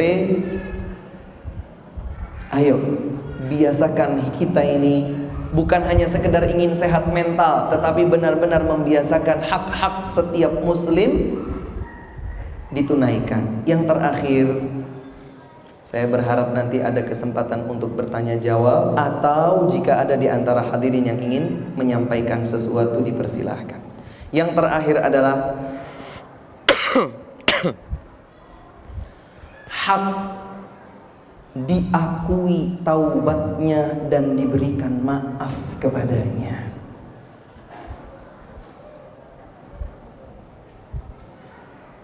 Hadirin yang dimuliakan Allah, kita tahu bahwa masing-masing dari kita tanpa terkecuali itu sangat mungkin untuk melakukan salah atau dosa.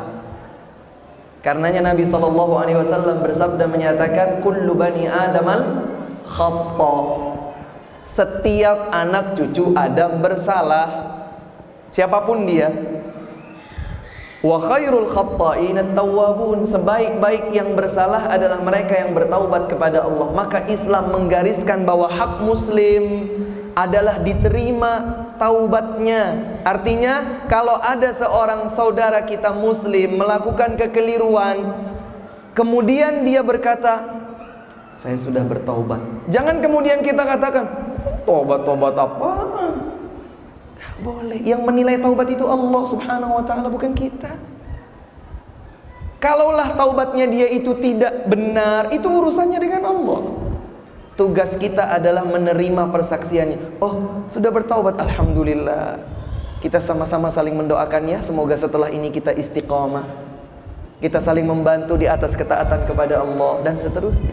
Jadi orang yang telah bertaubat, saudara kita muslim sudah bertaubat, jangan ditolak taubatnya, jangan tidak dianggap, anggap. Sebagaimana hak seorang muslim adalah menerima maaf dari kita. Hal ini sebagaimana firman Allah Subhanahu wa ta'ala dalam surat Ali Imran ayat 134.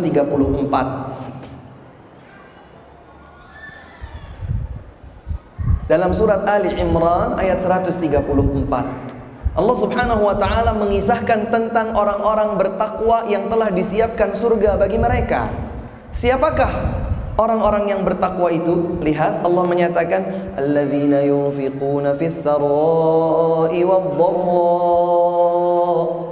Yang pertama, Mereka itu senantiasa berinfak, bersedekah dalam kondisi sempit, nggak punya duit, atau dalam kondisi lapang banyak uang. Punya harta 1 miliar berinfak, punya harta 100.000 berinfak. Berapapun infaknya, tapi mereka senantiasa berinfak dalam kondisi lapang atau dalam kondisi sempit. Ini yang pertama. Ini indikator takwa, yang dengan inilah Allah Subhanahu wa taala akan siapkan surga bagi mereka.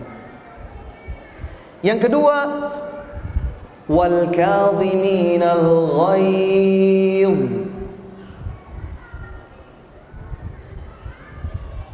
Orang-orang yang dapat menahan amarah emosinya. Di mana tuh Ustaz caranya? Sebetulnya ada kajian khusus tersendiri tentang manajemen emosi dalam Islam. Ada pembahasannya khusus tersendiri. Tapi instannya, kalau kita itu sedang emosi, coba tarik nafas dalam-dalam. Hirup udara segar. Senyum. Agar kita bisa menahan gejolak amarah. Kenapa? Karena orang yang dapat menahan amarah itu artinya dia memiliki satu karakteristik takwa yang balasannya telah dijanjikan oleh Allah berupa surga. Kemudian yang ketiga yang sedang kita bahas ini, wal 'afina 'anil nas, orang-orang yang memaafkan kesalahan orang lain. Maka di antara hak muslim, hak setiap muslim dari muslim yang lainnya adalah diberikan pintu maaf. Bahkan Bapak, kalau kita tahu bahwa di dalam Islam itu ada yang namanya qisas.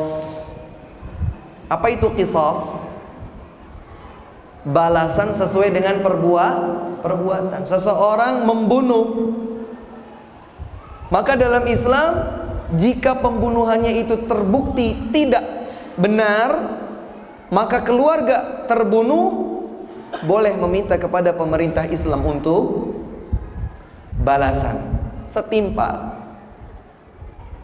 Dihunus pakai pedang, pakai pedang. Boleh yang seperti itu? Boleh. Karenanya dinyatakan walakum fil qisasi hayah.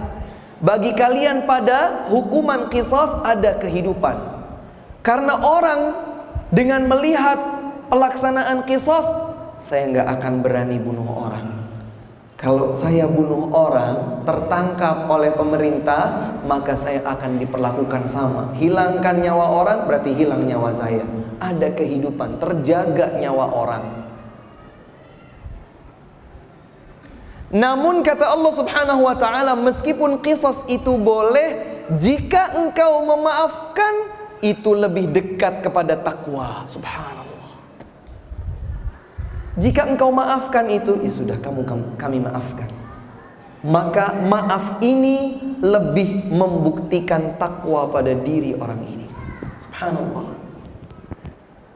Wa in ta'fu wa tasfahu wa taghfiru fa innallaha ghafurur rahim. Jika kalian memaafkan, memberikan maklum, dan kalian bersabar, maka ketahuilah Allah Subhanahu wa ta'ala itu maha memberikan maaf. Allah saja yang tidak pernah hitung-hitungan memberikan anugerah dan karunia-Nya kepada kita, Allah menerima maaf dan taubat hambanya.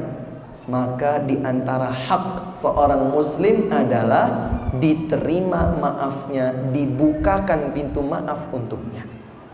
Inilah 5 di antara hak-hak prinsip kaum muslimin yang sebagiannya terperinci. Yang pertama adalah apa tadi? Yang pertama hadirin, hak mendapatkan kebebasan beribadah kepada Allah Subhanahu wa ta'ala. Yang kedua,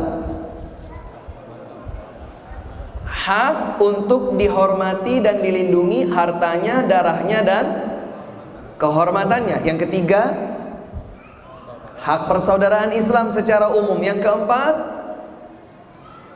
hak yang lebih khusus dalam kehidupan sehari-hari, yaitu terdiri dari 6.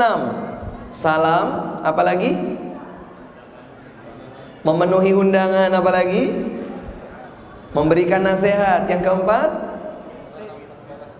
membaca yarhamukallah kepada yang membaca alhamdulillah saat bersin. Yang kelima, menjenguk orang sakit. Yang keenam, mengiringi jenazah saudara kita muslim. Kemudian hak yang berikutnya, yang terakhir adalah hak diakui taubatnya dan diberikan maaf atas kesalahan-kesalahan dirinya. Barangkali itu yang bisa kami sampaikan, kurang dan lebihnya kami mohon maaf. Wallahu taala a'lamu bis-shawab. Wa sallallahu ala nabiyyina Muhammadin wa ala alihi wa sahbihi wa sallam. Wa akhiru da'wana alhamdulillahi rabbil alamin. Baik, para jemaah sekalian yang menanyakan pertanyaan mungkin bisa diserahkan ke depan.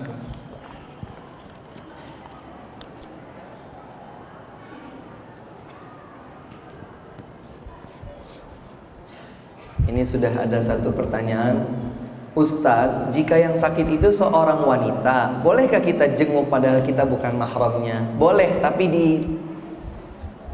ditemani oleh mahram kita. Nanti kalau kita jenguk tanpa mahram, konotasinya beda lagi.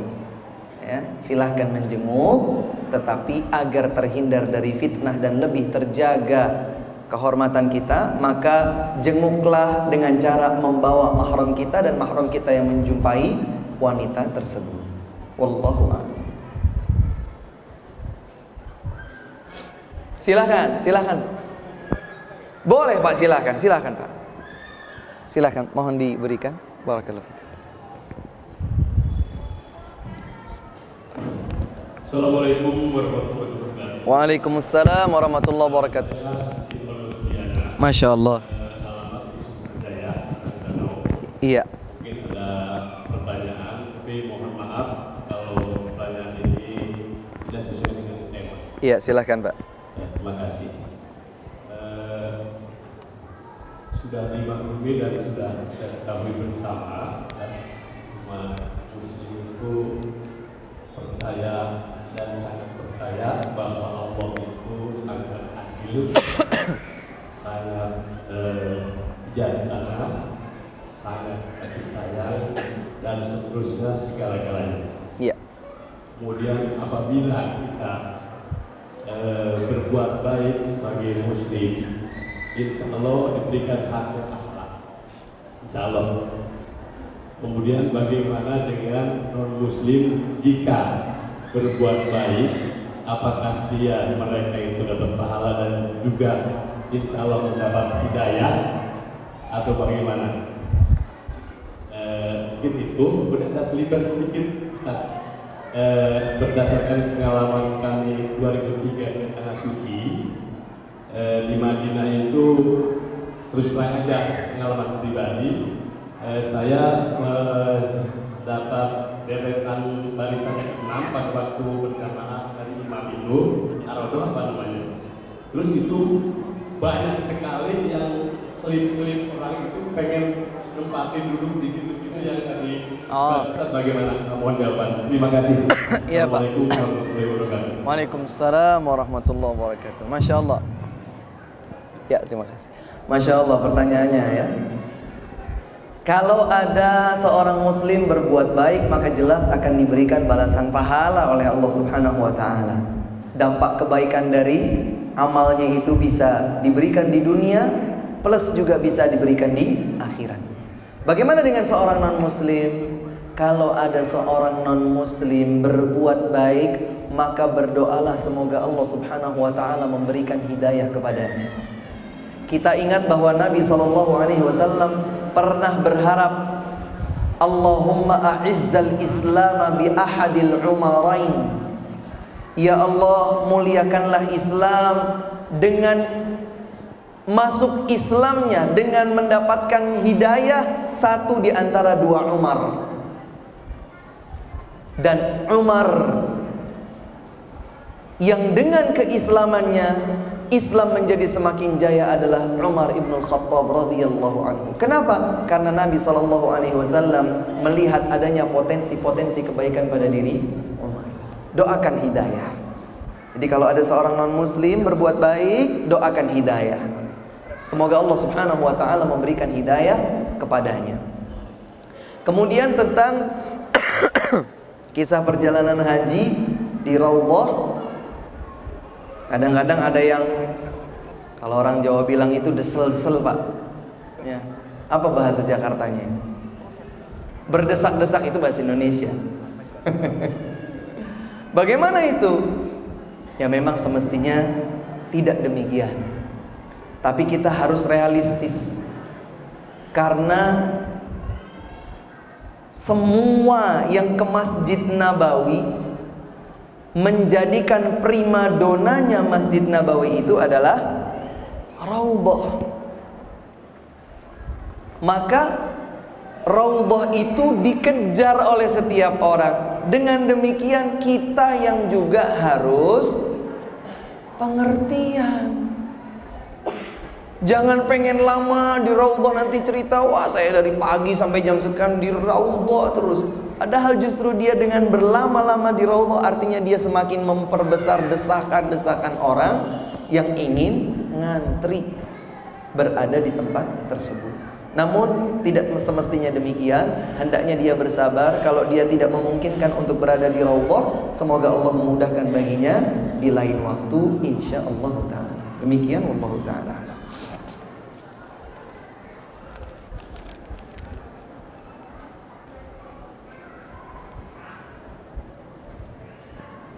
Senyummu di wajah saudaramu adalah sedekah. Lantas bagaimana hukumnya senyum kepada lawan jenis yang bukan mahram kita?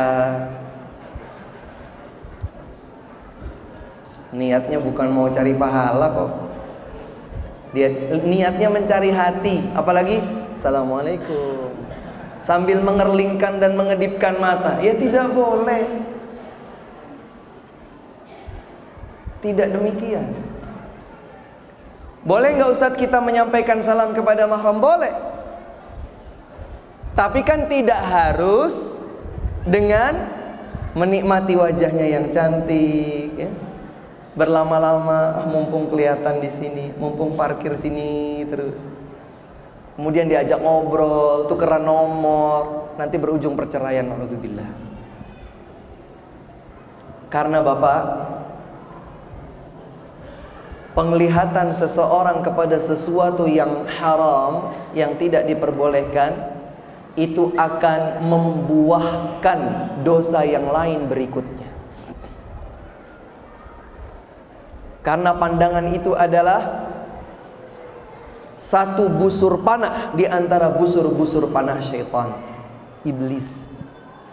Jagalah pandangan kita, sampai pun kalau seandainya kita akan salam diiringi senyum, kan senyumnya tidak harus dengan melihat wajah wanita tersebut. Gimana caranya itu Ustaz? Ya sambil menunduk, Assalamualaikum. Tidak harus melihat mata atau wajah, Assalamualaikum. Ya enggak juga, ini nanti yang ada adalah godaan-godaan berikutnya. Wallahu ta'ala alam. Jika diundang makan maka kita wajib menghadiri, sedangkan kita sedang melakukan puasa sunnah. Nah ini, kalau yang seperti ini dia punya dua pilihan. Dia tetap melanjutkan puasanya, namun yang lebih kuat di antara pendapat ulama dalam hal ini adalah yang lebih baik baginya membatalkan puasa, dan dia telah mendapatkan pahala puasa dan dia pun menjalankan hak muslim dengan memenuhi panggilan tersebut, dia dapatkan pahala double. Pahala puasanya tidak hilang meskipun dia berhenti di tengah jalan, tapi dia sudah meniatkan puasa itu sejak awal hari, dan Allah Subhanahu wa taala telah mencatatnya. Wallahu taala alam. Ustadz, saya mau tanya bagaimana sikap kita apabila hak kita disakiti oleh saudara kita sesama muslim? Apa yang harus kita lakukan? Bersabar atau bagaimana? Iya, bersabar, meminta maaf, bahkan puncaknya yang paling baik itu adalah membalas dengan yang lebih baik. Allah Subhanahu wa taala berfirman, "Wala tastawil hasanatu wala sayyi'ah idfa' billati hiya ahsan fa idzal ladzi bainaka wa bainahu adawatun ka'annahu waliyyun hamim. Tidak sama antara yang baik dengan yang buruk, tidak akan pernah sama. Maka balaslah keburukan yang orang lakukan kepada kita dengan kebaikan. Ini puncaknya. Puncaknya akhlak mulia ketika kita disakiti oleh orang. Idfa' billati hiya ahsan, balas dengan yang lebih baik. Kalau dulu ayah kita pernah bilang, kalau kamu ditampar di pipi kanan, berikan pipi kiri. Maksudnya apa? Jangan kemudian dibalas dengan tamparan, karena kalau kayak gitu musuh-musuhan yang ada. Maafkan, perlakukan dengan baik, kalau perlu bagusnya kasih hadiah. Oh, pernah terpikir begitu nggak Pak? Kalau disakiti sama orang, siapkan hadiah. Wah, luar biasa kalau bisa seperti itu. Bersabar, memaafkan, memberikan hadiah atau sesuatu balasan yang lebih baik. Karena Allah Subhanahu wa taala menyatakan, فَإِذَا الَّذِي بَيْنَكَ وَبَيْنَهُ عَدَاوَةٌ كَأَنَّهُ وَلِيٌّ حَمِيمٌ. Jika itu yang engkau lakukan, maka perkiraan permusuhan akan berubah menjadi persaudaraan yang erat. Kalau kita membalasnya dengan kebaikan, maka perkiraan permusuhan itu akan berubah menjadi persaudaraan yang kuat. Wallahu a'lam. Ustadz, saya ingin bertanya bagaimana hukum jika mengejek atau memberikan nama ejekan dalam rangka hanya bercanda? Tinggalkanlah candaan-candaan yang akan dipelintir oleh syaitan menjadi keseriusan. Maka yang terjadi adalah sakit hati, merasa terzalimi, didoakan, dan seterusnya, berantem, ribut. Maka sekalipun itu candaan, tinggalkan. Panggillah dengan panggilan-panggilan yang baik. Berikan motivasi-motivasi kebaikan. Wallahu ta'ala alam.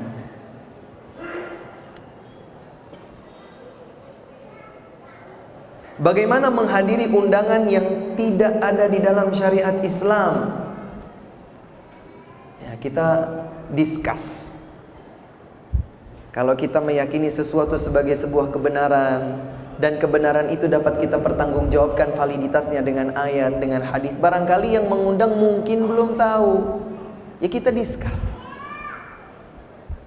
Kalau kita yakini itu tidak boleh saya lakukan, sementara dia mungkin belum tahu atau sudah tahu tapi dia tetap membenarkannya, discuss. Tidak perlu ada permusuhan. Datangi, sampaikan, saudaraku, saya sebetulnya ingin hadir, hanya saja coba kita diskusikan. Ini ada sesuatu yang menurut saya perlu kita diskusikan. Wah, nggak mungkin Ustadz kita bisa diskusikan itu Ustadz. Misalnya, kalau begitu, jika kita masih berpegang dengan pendapat kita berdasarkan ayat atau berdasarkan hadis bahwa kita tidak bisa menghadiri tempat tersebut, maka berikan alasan dengan mudarah. Apa itu mudarah? Menyampaikan sesuatu yang terpahami berbeda dengan maksud kita. Contohnya mudarah. Saya diundang makan sesuatu yang tidak halal bagi saya sebagai seorang muslim. Misalnya, ini contoh saja. Kemudian saya berkata, oh enggak, terima kasih. Enggak itu enggak apa? Enggak halal, enggak mau, enggak suka. Biarkan dia memahami sesuatu yang tidak kita maksud, tapi dia bisa menerima ungkapan tersebut. Lakukan mudarah. Kemudian di luar konteks undangan ini, agar kita bisa menjaga keutuhan persaudaraan, kita ikat dia dengan persaudaraan dalam tuntunan yang disyariatkan. Kita berkunjung ke rumahnya, bawa hadiah untuknya. Kita diundang untuk sesuatu yang kita yakini tidak benar, habis itu, oh nggak benar dia, berarti bukan teman saya. Salah, keliru yang seperti itu. Islam tidak datang untuk memecah belah. Islam datang untuk mempersatukan kita umat Islam. Islam datang untuk mempersatukan kita umat Islam. Wa'tasimu bihablillahi jami'an wala tafarraqu. Berpegang teguhlah kalian dengan tali Allah, dengan agama Allah, dengan kitab Allah Al-Quran. Jangan kalian berpecah belah. Wallahu a'lam bissawab. Bagaimana cara orang bertaubat apabila seseorang melakukan sumpah palsu? Di dalam sumpahnya membawa-bawa nama Allah Subhanahu wa taala. Pertama beristighfar kepada Allah Subhanahu wa taala, bertaubat, kemudian melakukan kafarah, kafaratul yamin, denda sumpah. Jadi kalau kita sumpah kemudian kita langgar sumpah itu, selama sumpahnya bukan maksiat, contohnya demi Allah saya tidak mau makan daging, ternyata dia langgar sumpahnya, dia makan daging, maka ada denda sumpah secara berurutan dimulai dari awal. Artinya kalau seseorang itu melanggar sumpahnya, maka dia membebaskan budak, nggak mampu memberikan makan, bukan membebaskan budak, memberikan makan kepada 6 fakir miskin, kepada asyarati masakin, 10 fakir miskin, atau memberikan pakaian kepada 10 fakir miskin, atau kalau kita tidak mampu berpuasa selama 3 hari berturut-turut. Ini sebagai denda dari pelanggaran sumpahnya. Namun sebelum itu hendaknya ia banyak beristighfar, memohon ampun kepada Allah Subhanahu wa taala. Wallahu taala alam. Cukup? Baik. Hadirin sekalian, hadirat yang dimuliakan Allah, mohon maaf pertanyaannya sangat banyak, tapi waktulah yang membatasi kebersamaan kita. Sekali lagi kami haturkan salam hormat dan terima kasih yang sebesar-besarnya kepada keluarga besar Bapak Ramli Musafa. Nih, ingatannya berkurang ini. Semoga Allah Subhanahu wa taala memberkahi beliau sekeluarga. Semoga Allah Subhanahu wa taala memberikan balasan kebaikan yang berlimpah di dunia dan di akhirat, dan semoga kita yang saat ini berada di masjid ini bisa memakmurkan masjid ini dengan ketaatan kepada Allah Subhanahu wa taala, dengan ibadah-ibadah yang dituntunkan oleh Nabi Muhammad sallallahu alaihi wasallam. Dan terima kasih juga kami sampaikan kepada segenap aparat, kepada segenap petugas, dan kepada segenap hadirin dan hadirat yang barangkali sudah datang dari jauh untuk memenuhi undangan ini. Dan semoga Allah Subhanahu wa taala sebagaimana telah mempersatukan kita di tempat ini, semoga seandainya tidak akan ada pertemuan lain setelah ini, Allah akan mempertemukan dan mempersatukan kita kembali di dalam surga Firdaus yang tertinggi. Allahumma amin. Ini saja yang dapat kami sampaikan, kurang dan lebihnya kami mohon maaf. Wallahu a'lamu bis-shawab. Subhanakallahumma wa bihamdika asyhadu an la ilaha illa anta astaghfiruka wa atubu ilaik. Wabillahil hidayatu wat taufiq. Wassalamualaikum warahmatullahi wabarakatuh. Bismillahirrahmanirrahim. Masya Allah, keren kan muratalnya? Insya Allah akan kita selesaikan 30 juz Al-Quran dari para kori-kori kita, agar bisa sering kamu dengerin dan akan membantu kamu dalam menghafal Al-Quran. Yuk beramal dan bantu jalan dakwah Amar TV dengan mendonasikan sedikit harta kamu dengan transfer di rekening BCA 4040344808 atas nama Muh Nur Rohmat.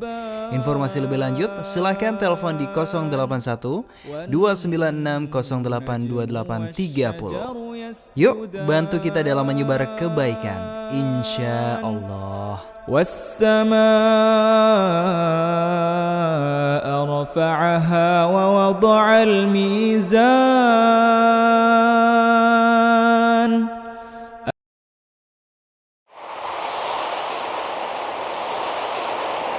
Ammar TV.